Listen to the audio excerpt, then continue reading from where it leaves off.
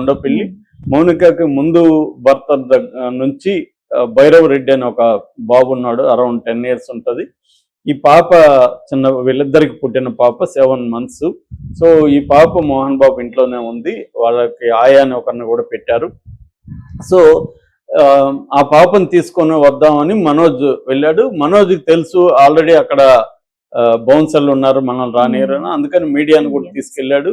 So మనోజ్ని రానివ్వలేదు, ఆ బౌన్సర్లు అడ్డుకున్నారు. ఆ గొడవలో మనోజ్ షర్ట్ కూడా చినిగిపోయింది. కానీ మనోజ్ కూడా కొంతమంది బౌన్సర్ల సహాయంతో, మీడియా సహాయంతో గేట్లను బద్దలు కొట్టుకొని ఆ లోపలికి వెళ్ళాడు.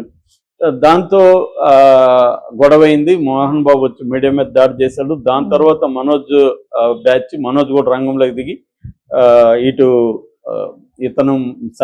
విష్ణు కూడా రంగంలోకి దిగి మనోజ్ బ్యాచ్ని వాళ్ళని తరిమేశాడు.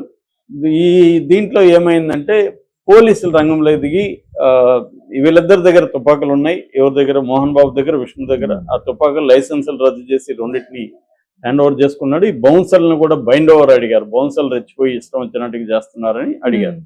సో ఈ కాంటెక్స్ట్ లో ఇప్పుడు మనోజ్ వైపు నుంచి, అంటే వాళ్ళ భార్య వైపు నుంచి, ఎందుకంటే ఒక ఆడియో లీక్ అయింది. ఆడియోలో ఆయన ఒక రకంగా ఇదంతా కూడా మౌనిక వల్లే జరిగిందన్న సెన్స్తో ఆయన చెప్పాడు. భార్య మాట విని నువ్వు తాగుతున్నావు అన్నాడు. అంటే అది చాలా డ్యామేజింగ్ స్టేట్మెంట్. మౌనిక భర్తని రెచ్చగొట్టి తాగిస్తుంది భర్త దగ్గర అనే ఒక స్టేట్మెంట్ అది.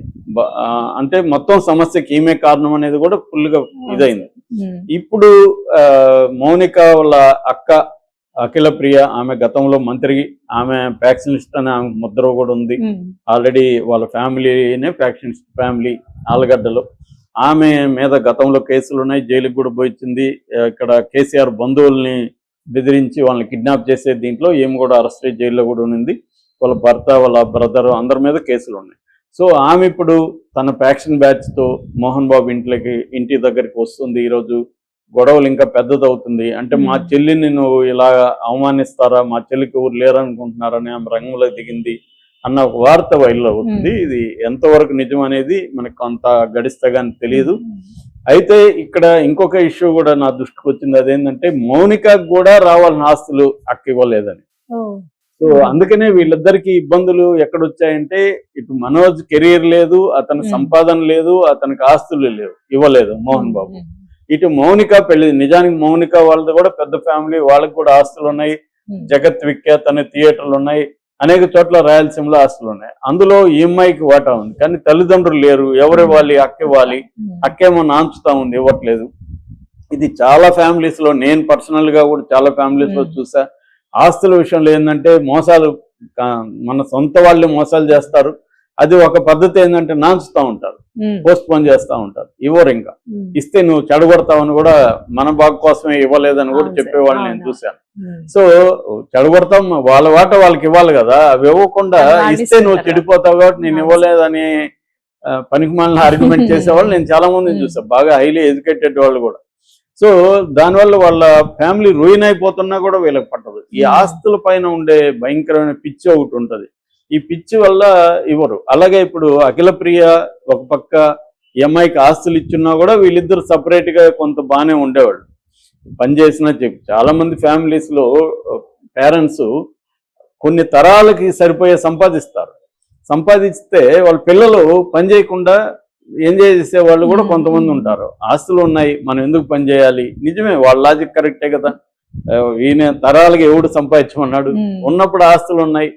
అట్లా కొంతమంది హ్యాపీగా ఎంజాయ్ చేసే వాళ్ళు కూడా నేను చూశాను. మంచి టూర్లు వేస్తుంటారు, హ్యాపీగా వాళ్ళ లైఫ్ని వాళ్ళు చేస్తారు. క్రైమ్ కానీ ఇంకోటి చేయరు, కానీ వాళ్ళు ఎంజాయ్ చేస్తుంటారు. అయితే ఏం పని చేయరు వాళ్ళు. ఏం పని, నా ఇష్టం, నేను పుస్తకాలు చదువుకుంటుంటా, సినిమాలు చూస్తూ ఉంటాను, నాకు ఆస్తుంది అనుకునే వాళ్ళు చాలా మంది ఉన్నారు. కానీ ఇక్కడ సమస్య అది కాదు. ఇక్కడ ఆస్తులు ఇవ్వలేదు, మనోజ్కి ఇవ్వలేదు, మనోజ్ దగ్గర డబ్బు లేదు, కెరీర్ 7 ఏళ్ళు అయింది ఆయన స్క్రీన్ మీద కనబడి.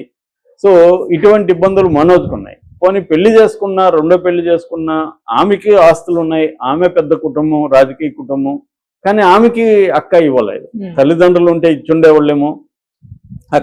ఇప్పుడు అక్క ఇవ్వాలి, అక్క చేతిలో ఉన్నాయి. ఎందుకంటే ఆమె ఎక్స్ మినిస్టర్, ఇప్పుడు ఎమ్మెల్యే, సిట్టింగ్ ఎమ్మెల్యే, ఆమె కంట్రోల్లో ఉన్నాయి. ఆమె ఇవ్వాలి. ఆమె ఇవ్వకుండా తాత్సారం చేస్తుందని వార్త వస్తుంది. ఇది నిజమో కదా నాకు తెలియదు. వార్త చెప్తున్నారు. సో ఏదేమైనా అంటే మనకి అందరికి డౌట్ వచ్చేది ఏంటంటే మనోజ్కి ఇవ్వలేదు సరే ఆస్తులు, ఈమెకు ఉంటాయి కదా, ఈమె వీళ్ళిద్దరు హ్యాపీగా ఉండొచ్చు కదా బయట అనే డౌట్ అయితే అందరికి వస్తుంది. దానికి ఇలాంటి కథనాలు అయితే మీడియాలో వస్తున్నాయి. సో ఏదేమైనా ఈరోజు అఖిల ప్రియ కూడా మోహన్ బాబు ఇంటికి వస్తుంది అంటున్నారు. అది కానీ వస్తే ఇంకా పెద్దదవుతుంది. ఎందుకంటే ఫ్యాక్షనిజం బ్యాచ్ దిగారంటే ఇంకా పెద్దదవుతుంది. ఇప్పటి వరకు బౌన్సర్లు కొట్టుకుంటున్నారు మనం చూసాం. ఆ మనోజ్ బౌన్సర్లు, విష్ణు బౌన్సర్లు మధ్య గొడవలు వీడియోలు వచ్చాయి. ఇప్పుడు ఫ్యాక్షన్ వస్తే వాళ్ళ పద్ధతి వేరే ఉంటుంది. వాళ్ళు ఏంటంటే ఫ్యాక్షన్ అంటే వాళ్ళు ప్రొఫెషనల్ క్రిమినల్స్, వీళ్ళు బౌన్సర్లు ప్రొఫెషనల్ క్రిమినల్స్ కాదు.